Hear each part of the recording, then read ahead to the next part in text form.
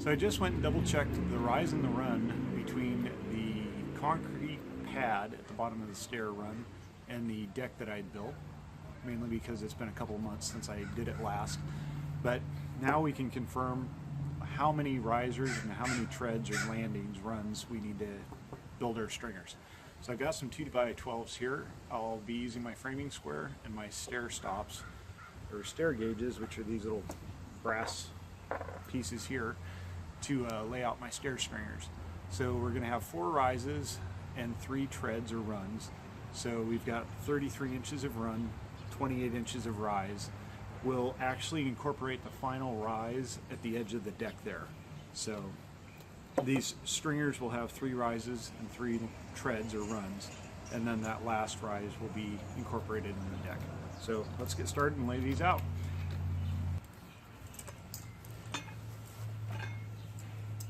So with the stair gauges, we're going to incorporate this side of our framing square as our rise and this long portion as our run.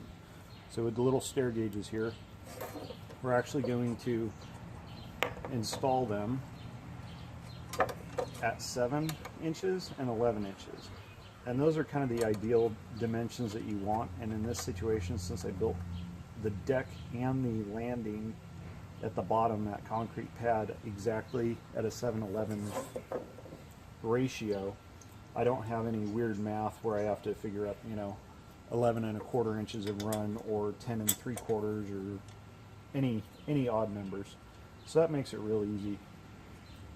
What I'm going to do is I'm going to pick out what I want the top of my stringer to be and the bottom of my stair stringer to be by looking down, eyeballing down the top of the board, and then I'll know which side is crowned up, and that way I'll determine what's top and what's bottom of my stringer.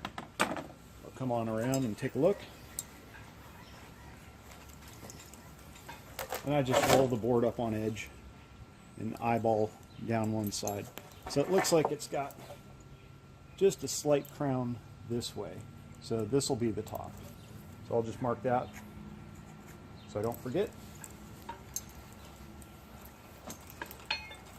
And as I start laying this out, this board, obviously it's an 8-foot board. It's substantially longer than what I need for my stringer, so I can adjust things like knots in the end. I'm not a big fan of that, and structurally it's not the best. So I'll start by actually laying out my stairs to try and omit some of these defects in the wood. And as you go down and you start laying your stringer out, you might find out that you run into some really bad defects down, and you might want to shift left or right, up or down. So, being that this is the top, I would install it like this, in such a way that this is the meat that supports each tread that won't get cut out, and then this chunk here will get cut out. Again, the top is where your walking surface is, so this is how we'll lay it out. So again, trying to cut out these defects and eliminate those.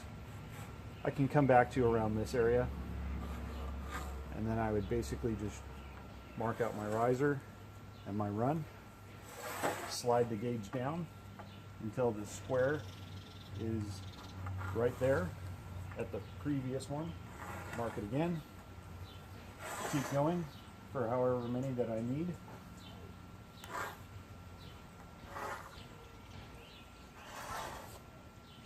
And hypothetically, I could keep going and just mark out this whole thing, but we'll stop, we'll just make a rise there. So if you look, I've got a rise, a run, rise, run, rise, run, rise. I only need 3 runs, which would be this one, and this one, but I need 4 rises, which would be this, this, this, and this. This one here is actually incorporated into the face of the deck. So what I will do is I'll continue this line through and cut that completely off, because this will be incorporated into the deck. So sometimes it's a little bit of a challenge to get all the locations and directions set, but I'll just take that gauge off and continue the line across just by lining up the framing square like this. So that'll get cut off. This piece will get cut out, this piece will get cut out, this piece will get cut out, and then down on this end here, again, this is going to be sitting on concrete. So I'm going to make a little mark here so I know that's my 7 inches of rise.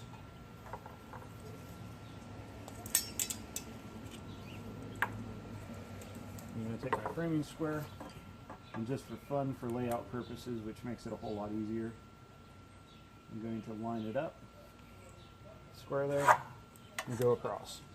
What I could have done is, knowing that that's 7 inches of rise, I could have laid my tape on there and done my 7 inches. Which looks like I might have been a little bit off here. Let's see here. 7 inches. No, I was.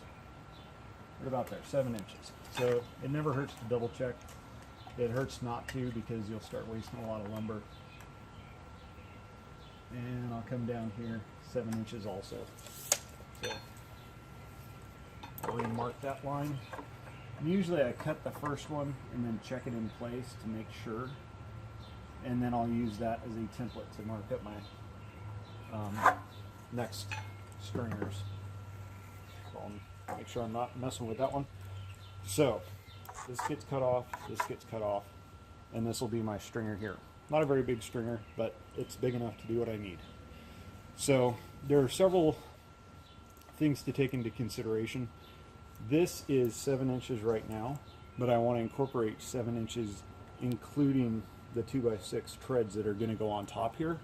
So what I need to do is I actually need to cut out 1.5 inches off the bottom here, so that when I add 1.5 inches up here, I still have that 7 inches. So what I can do is, knowing that 7 inches minus 1.5 inches is 5.5, I could actually remark this again at 5.5 inches. I'll mark it at 5.5 there. I can come down here and mark this at 5.5.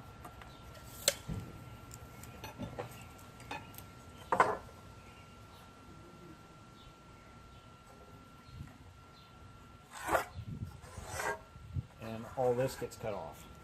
So that gives me my 5.5 inch rise, plus my 1.5 inch tread gives me my 7 inch run. Now it works out because, in essence, I'm taking that 1.5 inch of the additional tread here and basically taking it out of this 7 inches, which will then compensate with an additional 1.5 inches here, and so on.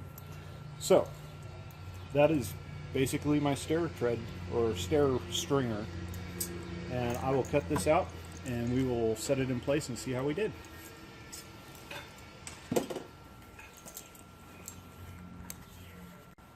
When it comes to cutting out these portions of the stairs, I'm going to go ahead and cut with the circular saw right up to the corner from each direction. I'm not going to finish an overcut and let the piece fall out. I'm going to finish it off with a handsaw. That way we don't cut into the actual meat of what holds the stairs up. You look at a 2x12, that's pretty substantial, but you start getting into this little bit here, and we've got basically 5 inches, which that, when you have a full height stair where you have a 17, 18, 20 foot stringer, that starts getting pretty small looking.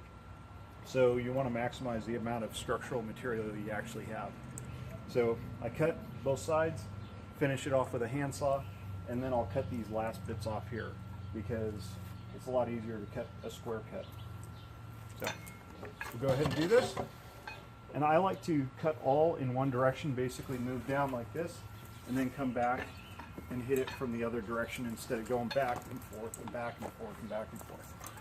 So to do these, I will need to lift the guard up, but as soon as you get into the cut far enough where you don't have to hold the guard up, let go of it. I watched one of the workers on our job site just this week and had to talk to him. He was cutting circular cutouts and he was holding the guard up like this, and then he was walking around with the saw running, holding the guard open like that. So just be aware, don't do that. You can easily hit yourself in the leg, and that's not good.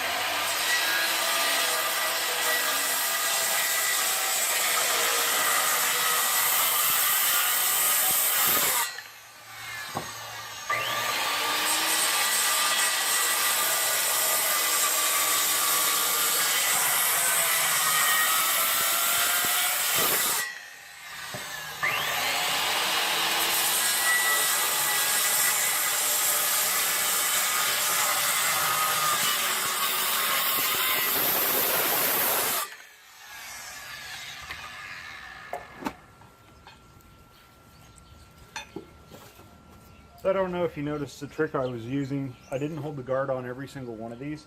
If you kind of take the saw and lift it up and down, it will actually kind of work the guard up by itself, so you don't necessarily have to hold it all the time. And then for finishing off the cuts, good hand saw.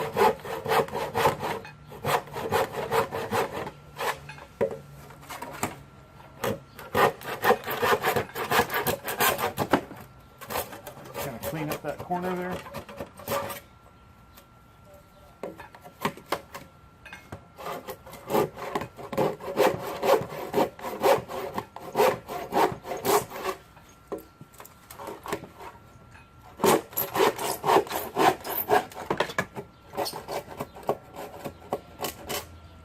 Doesn't take very long at all.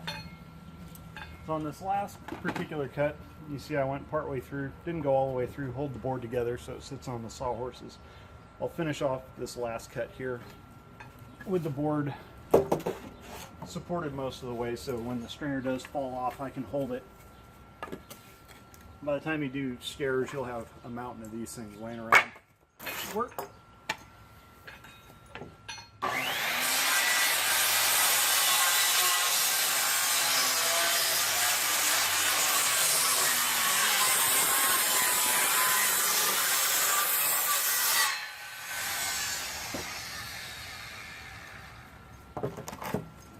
Got a little nub on the end that didn't come off all the way.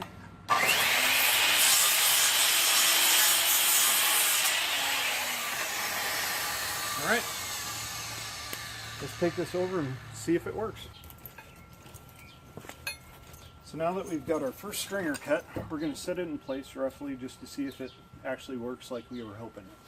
So remember, this is going to be our last or final 7-inch rise. So there's our 7 inches. And remember, our second rise is actually going to be this here. And this will have to have a 2x6 on top of it to come to the bottom of here to make our third rise, basically. So, as I set my stringer in place, it's actually going to be 1.5 inches below this, which is right about there. And we've got it sitting on our landing here, so that's good. We will grab our little torpedo level, see approximately if it's fairly close to level. I would say it's fairly close. It's in between our lines. Might be offset just a smidge, but I'm happy with it. It's just a little deck. That's pretty good there. That's pretty good there. We can check our risers for plumb. A little bit off, but maybe a 1/16 if that. So that's well within tolerance. So what we're going to do is we're going to cut 2 more of these. I'll have 3 total. I'll have 1 over here on this side, 1 in the middle, and 1 over here. If you notice, when I go to mount these, they're going to be hanging in space, especially this one. So what I'm going to do is I'm going to add an additional 2x piece of material, flush with the face of this, the low here, and mount it to the face here. That will give me backer for this to mount to back here, and then I can actually fasten it through the backside into here to give us support for these risers, or these stringers to attach to. And then we'll just deck it out. And then the next portion, put the treads on there, obviously, And then the next main portion will be doing the handrail with some miter cuts and some fun stuff like that. So let's get the next two cut. We'll get a quick measurement for this piece so we have everything needed when we come back and start installing stuff.